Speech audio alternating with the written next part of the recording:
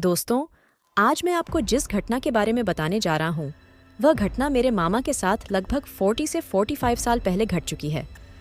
तब उनकी शादी नहीं हुई थी और वे डरावनी बातों में विश्वास नहीं करते थे, जब तक कि उनके साथ यह डरावनी घटना घटित नहीं हुई थी। एक बार मेरे मामा ने पुणे, भारत के महाराष्ट्र में एक शहर में अपनी यजीदी बाइक से घूमने का फैसला किया और वे घूम ही रहे थे कि उन्होंने देखा रात होने लगी है और यह वक्त घर जाने का है। फिर उन्होंने घर वापस जाने के लिए बाइक मोड़ ली और घर की तरफ तेजी से जाने लगे।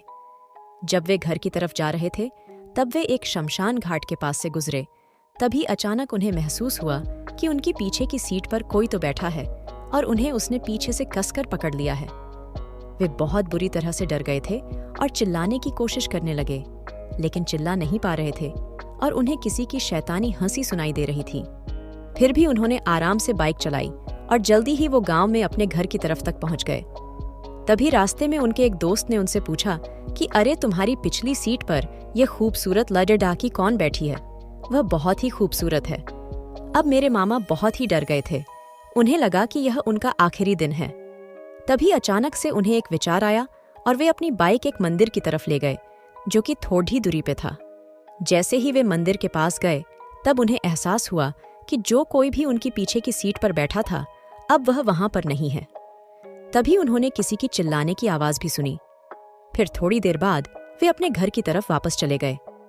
कई सालों बाद उन्होंने इस घटना के बारे में हम सभी को बताया कि इस घटना से वे कितना डर गए थे।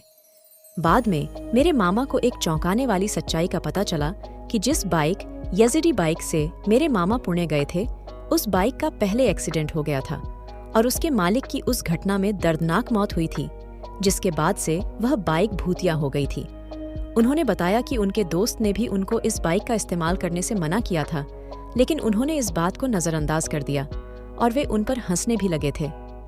लेकिन अगर वह बाइक भूतिया थी तो वह खूबसूरत लड़की कौन थी, जिसके बारे में उनके दोस्त ने उन्हें बताया था कि उनके पीछे कोई खूबसूरत लड़की बैठी है? सो आई होप गाइज आपको ये हॉरर स्टोरी अच्छी लगी होगी।